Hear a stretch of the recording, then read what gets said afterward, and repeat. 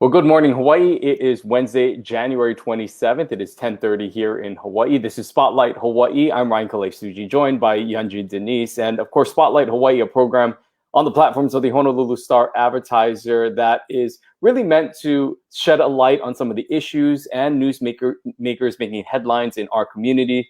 And Yanji, today we'll be talking with someone who is finding a new home, if you will, at Honolulu Hale.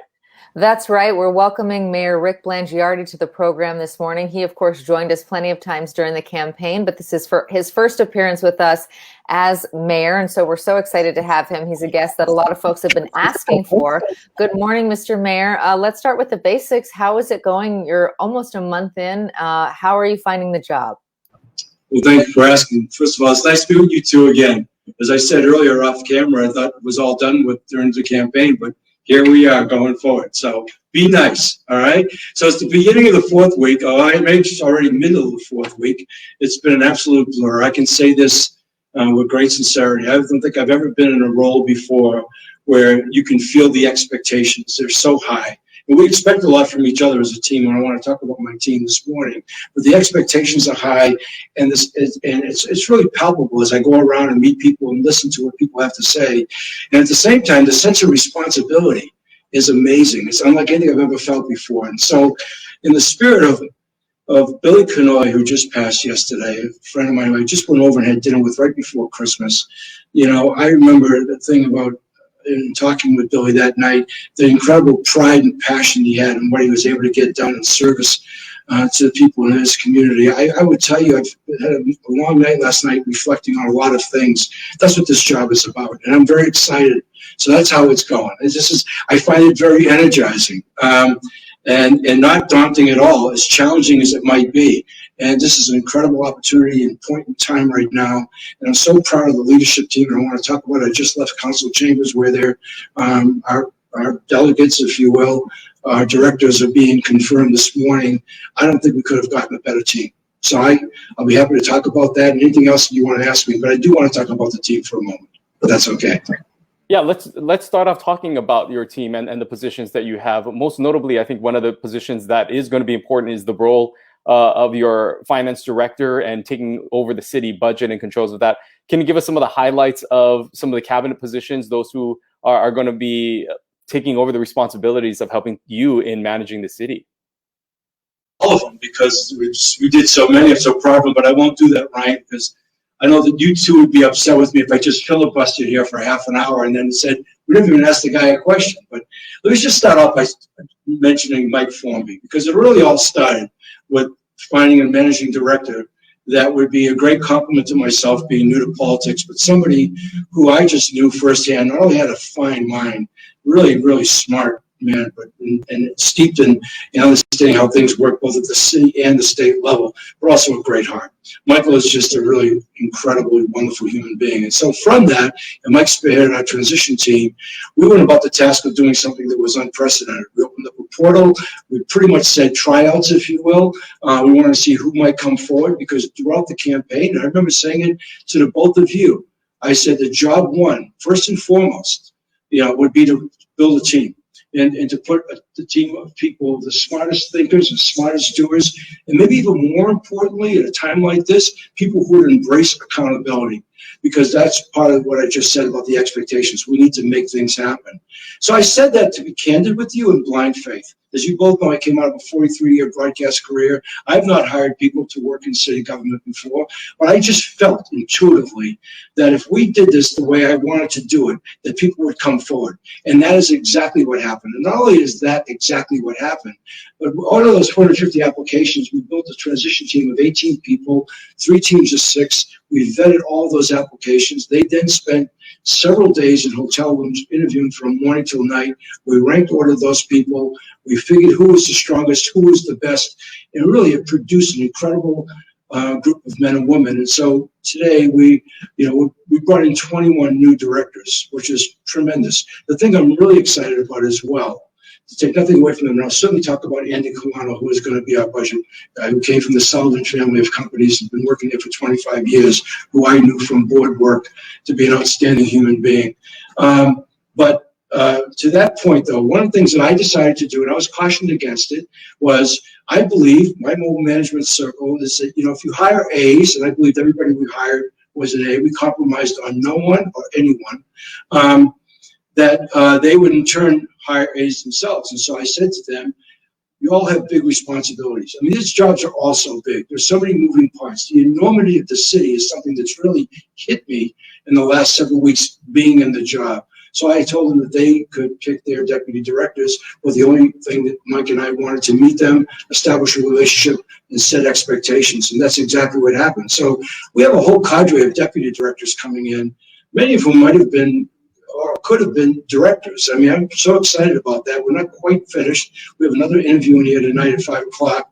But the men and women have come forward to even work with these people because their ability to attract has been exceptional. So I think about that. I think with our leadership team and spending our first several weeks really getting oriented, to and allowing them to get their feet on the ground, to meet some of their staff, and to start to sort through is what we've been about since we got in office. And it's very exciting because of the capability. I have never been surrounded, given the experience factor and experience, the accomplishments of these people, what they've brought, what they've done.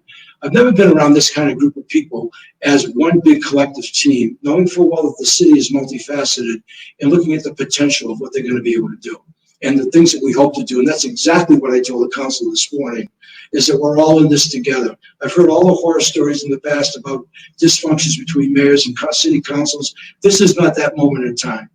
The same things that are expected of me coming in as a non-politician and the men and women we selected is also true of the city council, to help make things happen for the city and county of Honolulu in a positive, productive way during this most incredible time of our lives right now. This pandemic has gone on way too long. It's done too much damage. We're going to be dealing with the aftermath of this for some time, but now even more so, more than ever, the need to do right by the people who put us in office is true today, more than ever. Well, let's talk a little bit about the challenges that all those directors are going to be facing. The last projection was $400 million deficit for the city budget. Do you think that that is an adequate number? Do you think it could, in fact, be higher than that? And where are you looking to find that money? Yeah, I've heard different things. We were actually told at one point it was 451. Then they said, no, we never said that.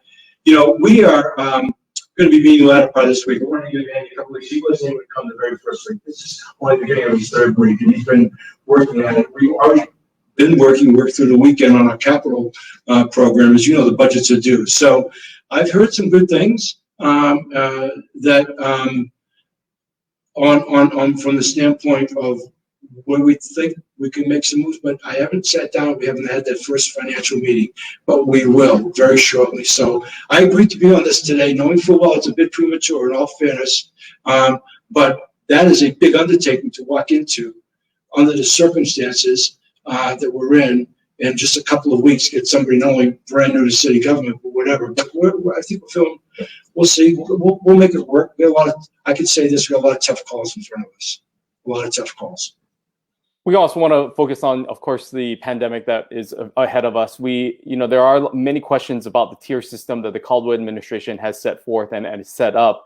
You said that for the most part, you're going to be sticking with it. Are there any changes that you'd like to hear? Because we're hearing more calls from groups like the Bar Association that was on this program a few weeks ago. We're also hearing from those youth sports groups that would like to gather that are not allowed under the current tier system. What kind of changes do you plan to make with the tier system that was handed down from the Caldwell administration? Well, Ryan, the same people who contacted you contacted me. So I would say I've heard the same voices, and I agree. I really did want to relax. Let me just be candid here on what happened. We came into office, and all of us were hearing probably the latter part of October, almost around Halloween time, and the warnings that were being thrown out about the coming holidays and what it could possibly mean and what would happen. And sure enough, we went through the holidays and record-breaking travel despite the pandemic and so on and so forth, and understandable. And then we held our breath. And sure enough, it'll be 3 weeks ago tomorrow, Thursday, we had that 322 number.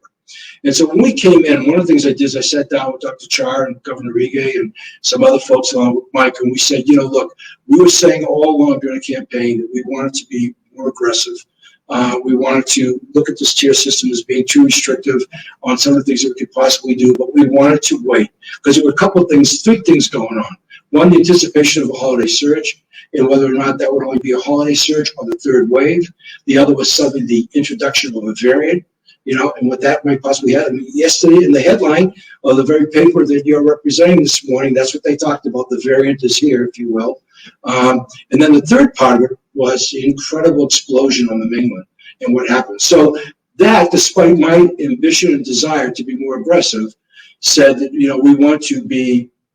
we want to be cautious and sound here on what we're going to recommend. And so the deal was we would wait and see. So now what we know is that was just a holiday surge. It was only 3 days. We've gotten back down. Our numbers today are in the 60s. We're still at a 3.0 on the positivity rate, looking to get that down.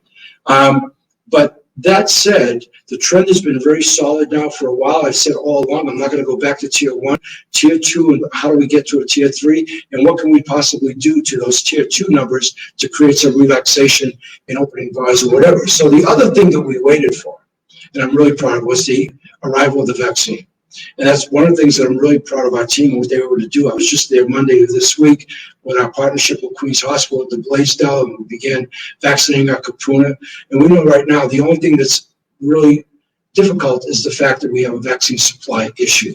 Right now, though, we're trying to get as much vaccine in as many locations in the arms of as many people as much as possible.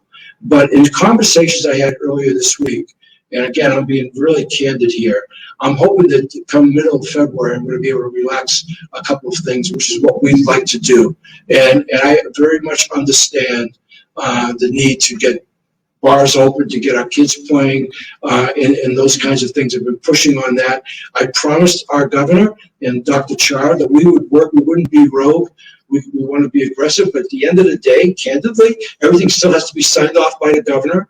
But we're going to put forth those things now that we've kind of waited it out. One thing I learned about the variant that I should say for anybody listening, and Dr. Green from Queens mentioned it the other day when asked a question during our press conference, is the current inoculations that be given, they believe, are just as effective against this variant. So, we're in a good place right now. We're one of the healthiest places in America. So there's been that whole attitude of, okay, let's go. We've gone this long. Let's be smart. But I think we're coming to that point in time now. So the idea here is to act responsibly. We keep saying it. I'm seeing more and more evidence of people wearing masks and distancing. And I even did the address this morning in council chambers with my mask on. I took it off for this in my office here. But I'm just seeing more evidence of that. And we know we need to do that. I've had numerous conversations with the Liquor Commission and their ability to monitor. I've certainly talked to a number of bar owners, people who've lost their businesses as well. I understand that. And I've been on several on committees on trying to get kids, back out, at least providing them athletic experiences where they're allowed to practice and play together, but not being competitive. I don't think for the rest of the school year. So we want to push on those. I think that, as we protect the most vulnerable, our least vulnerable, I think we could open up some, and I think we could also trust our bar owners. My attitude about this is the people, and I've seen it now manifest in the few restaurants that open, and I talked about even Zippy's during the campaign because they were doing it. Having people like bar owners who have the most to lose, who are just hanging on, many of them, I'm going to trust that they're going to be really adherent to what's being asked of them and to go by the rules. And with the understanding from the Liquor Commission that they've got enough people who could go out on any kind of a complaint, and if we find that, we'll shut somebody down that night on the spot, let them open up the next day. We shut them down the second time, it'll be for a week, and after that they get closed. That we're going to be able to do that, not unlike a lot of the restaurants, not that there are that many open, or have I been to that many, but I've seen that go on in restaurants. I think we can include that. I see people, obviously, in restaurants that also have bar things. So this idea of suddenly a big gathering and everybody's at the bar singing, songs together or whatever, like time's gone by, is not what I envision in the short term. We'll get there hopefully someday. So it sounds like it would be, instead of necessarily waiting for us to get to tier 4, which is where the bars would be, somewhat of a tweak in the system, making certain allowances. So sticking with the larger framework, but perhaps adjusting it? Yes, that's what I want to do. So that's why I said, we'll stay with the tier system and it's good for behavior. I think we can tweak this in a way quite honestly, one of the better ways to say it, I'm not saying this point a finger or whatever else, that's less restrictive in a smart way. And that's what we're really looking at. So I don't want to necessarily go right by what has already been spelled out in Tier 3, Tier 4. Let's just say our next step from where we are right now, given the dynamics at play, would be something even maybe a little bit different within a tier system. Right? Because I would tell you right now, I said it repeatedly, we're going to live with this disease for some time. We know that. Even looking at the inoculation schedule, what it's going to take, mid-year, we just went through all of 2020.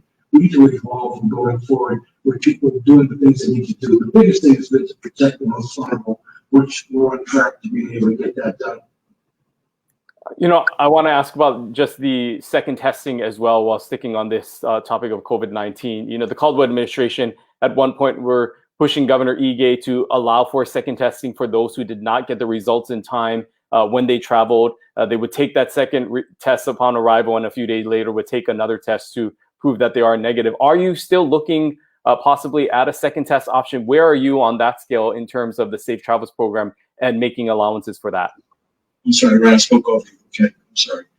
Where I am on that is what I've learned from the airlines, and I don't think we have the confirmation yet from United that that's happening, and that is what's involved. While we have testing capabilities at the airport, there was an apprehension about why that wasn't signed into law, because what they didn't want people doing is not taking their test before they got on, possibly having COVID, putting at risk anybody on that flight, the liability of that, getting off a plane without their test results, and then simply being tested at the airport. Take nothing away from the effectiveness of those tests and their ability, but the whole idea here right now is to minimize the importation of people who are infected with COVID. So as it is right now with Alaska and United, at least right now where their occupancy or their load factors are what they are, they're telling people who show up at the gate, come back tomorrow.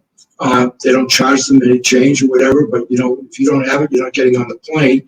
And so that kind of pre-testing or having to prove that you're negative before you get on a plane is a great safety move. So we have testing capability at the airport that's used for certain people. But for mass travel, I think I like that better. And I don't know where United is, and I apologize. And that was going to be a big one. And I think that they actually were coming around with that. I think that's part of the new federal guidelines. As I understand it, just from the press conference on Monday, what I listened to from both the AG and Dr. Char, a lot of what they want to adhere to now nationally, Hawaii's already been doing. So it gives us that better conformity on that end, less subjective. So I said during the campaign, I was for second testing, whatever would make some sense. And that was one of the first things that I wanted to push on. But I think I understand that logic. Let's make sure before anybody gets on a plane that they're COVID free. That's the safest thing we can do. That's good. Good. Talked about some tough decisions that you're going to have to make. One of them, of course, is going to be on rail. What have you learned since coming on the job about the situation of the rail project, and where are you hoping that the line goes to at this point? Well, what's been amazing, Yoji, this is true, okay, was a pretty tumultuous period for Hart right at the end of the year. An outgoing mayor, outgoing CEO after Timing Gray, dismissal of the DPP, suddenly shocking news about timelines and cost overruns, and we were here on 2033 and billions of dollars over. I mean, that's what we walked into, right? So here's the amazing thing. During the campaign, I probably talked about rail 10 times a day, and I'm being a bit facetious, but maybe more than that actually, because it seemed to just be part of every Zoom call. We've not had very many conversations on rail since we've been in office. We let Lori Kaikina get settled in. In fact, our first meeting is tomorrow on rail, and we'll begin looking at that. And I want to see what Andy's also been able to do in the budget, what we're going to do. I did look at the depression in our GET numbers, and the TAT is way down. But I looked at the depression in our GET numbers and the impact that's going to have. But we wanted to allow her to get herself installed there. She's coming over here with several people. Rakeen is one, and there's a young woman I don't know. And we're going to get our first report from them to determine where we're at. And I think that's just been a matter of not only professional courtesy, but to be realistic under the circumstances, because we're no longer chasing the P3. And Lori is a tremendous engineer. She left here after having she was director running environmental services for 8 years. Every project she did was on time, on budget, whatever.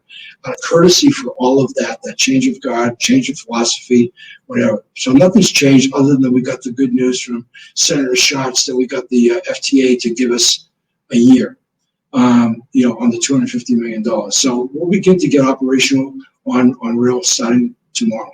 But that's straight up, okay?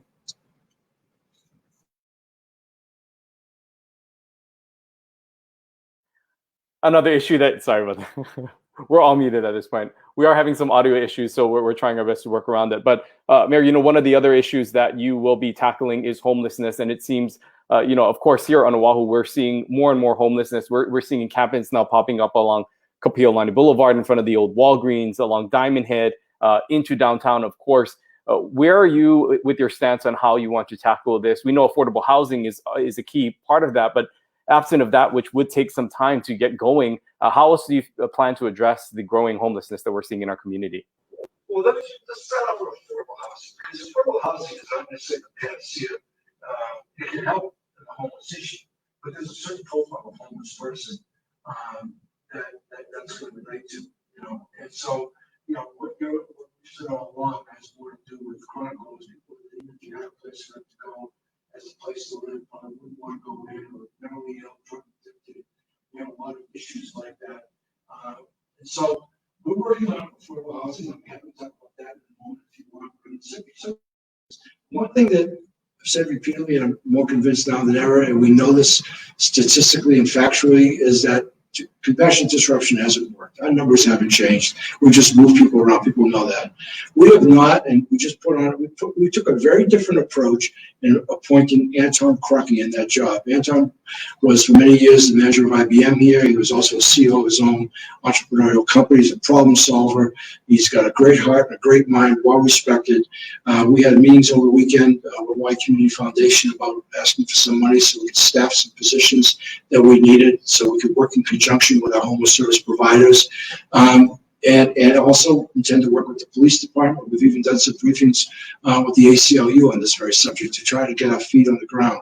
As I told Anton yesterday, he needs some time to orient himself too and to start to see what we can do. But we are committed. That was by far the number one issue, even in COVID, as we will continue to do research as a candidate. Homelessness was still number one. It was becoming more threatening and more prevalent, and chronic homelessness became more pervasive. It was not just a Chinatown issue, if you will.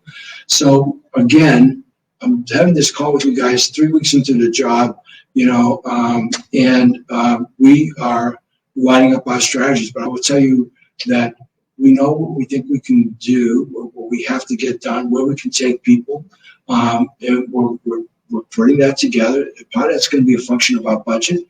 I said all along, and that's one of the things that we did meet on, who you write your check to has a lot to do with your priorities. So one of the things that I know we have latitude in, despite the revenue shortfalls, is where we assign monies to and allocate. We're about to do that.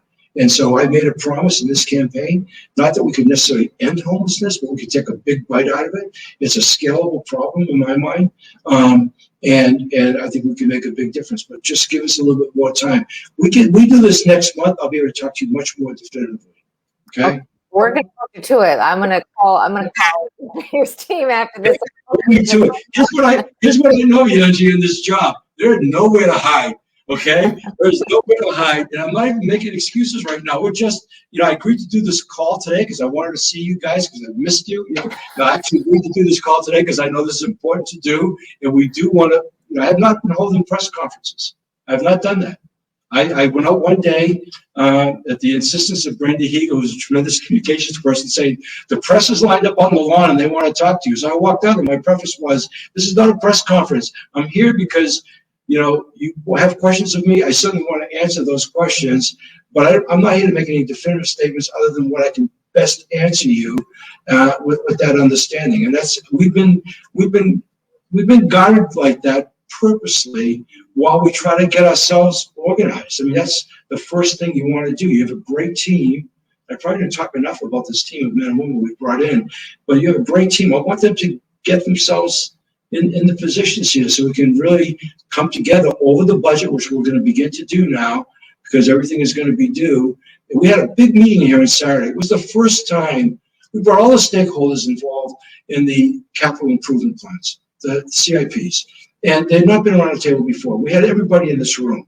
And it was great because you can't operate in silos. And again, I want to be careful of anything I say, not to disparage Mayor Caldwell or anybody else. It's just a matter of how we're going to approach it, how we're going to do things, and our belief that we can do it better. And so some of that is just in really being organized and demanding a high level of cooperation and collaboration, not having people work in silos, making decisions on what are the priorities, those kinds of things. And that's what's going on. Okay, our time here is wrapping up, and I know that you mentioned it at the top of the broadcast, but I just want to give you an opportunity as we close things out to just share your memories about Billy Kenoi. We know that you had mentioned that you had spent some time with him recently. What can you tell us as we close out here? Well, I saw Billy twice in the past year. So once was right before COVID, and I announced the run to Mayor on February 12th, and so Billy called me. I very quickly went over to see him. And we spent an incredible afternoon and evening together. Took the last flight back to Honolulu. And he took me in his car and he drove around and he showed me. He's so pleased I decided to run for mayor. Now, at that point, I didn't, I was, just newly in. I wasn't sure I could ever get this job. I knew we were going to do everything we could to get it. But he showed me all the things that he did that he was so proud of, and things that he had hoped to do, but he didn't get to do. And I was just remembered being so moved and inspired by how much the joy he had and this great, incredible satisfaction that he had in what he was able to do as mayor and the difference that he knew he made, and who he was. And it was just really uplifting. And, if for nothing else, you meet somebody who's so passionate and committed, you just can't help but fall in love with them. And Billy and I had been friends for a lot of years prior. And then just this year, after I got elected, I went over and had dinner with Billy, his wife Takako, and Mitch Roth and his wife. And that was an incredible evening. We actually all stayed at the same place, had breakfast the next morning. And honestly, when I saw Billy back in February, he didn't look so good. He was telling me then he wasn't sure he could even make it till May, which is what he wanted to do. And he did get to May. When I saw him in December, just a little bit more than a month ago, he was incredibly strong and vibrant. I was thinking, wow. And plus, he had just done a speech somewhere that was on, if you remember, he kept his oxygen on. I forget who he did that for. And I thought, wow, this is amazing, the miracle of medicine. So yesterday I was actually on a conference call, Zoom call with Sylvia Luke and Chair Luke, and that's how I found out. And I was stunned and deeply saddened.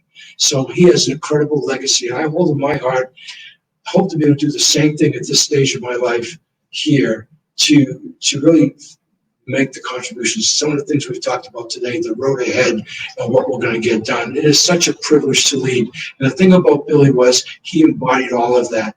And it was like he was born to do that, and he felt it, and he loved it. It was just, you're an inspiring guy. He leaves an incredible legacy, and I'm pleased to see today that because he fell in those tough times, he's getting that kind of homage. He deserved it because I knew him through thick and thin before any of that ever happened, and he was the real deal. So my love and aloha to Billy Kenoi. He lives in my heart. Okay, well, Mr. Mayor, thank you so much for being with us. We look forward to our conversation in a month from now, and thank you again for sharing those memories of Mayor Billy Kenoi. Thank you, Eugene. Thank you, Ryan.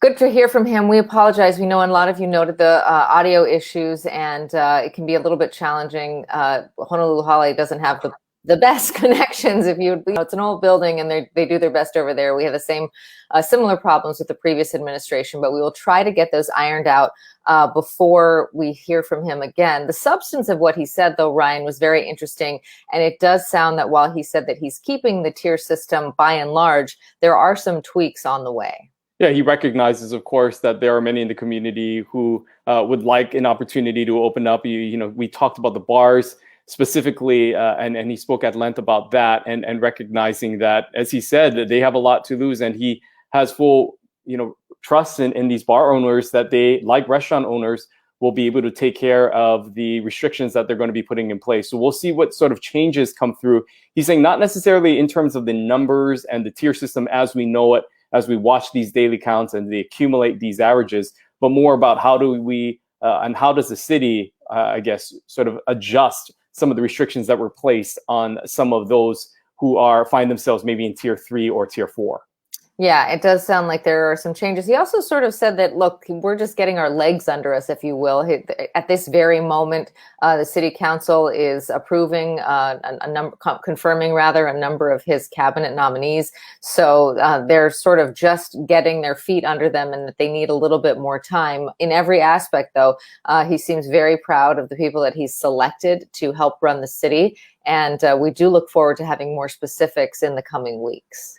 Yeah, and it is a daunting task in trying to just fill the cabinet positions. He did have just a short window to fill all those positions, so he says he's very confident about the people that they have in place, and no doubt all of them will have a daunting task ahead of them, recognizing, as he said, that the budget will be an issue, and the city will have to find ways to sort of make up for what is likely to be a shortfall in the TAT and other areas where the city relies on for revenue generating, and just to be able to keep the operations of city government open. And so we will wait and see what the budget that he presents to the city council and what sort of changes we will see in terms of overall operating expenses of the city to deal with the deficit that we're seeing because of COVID-19.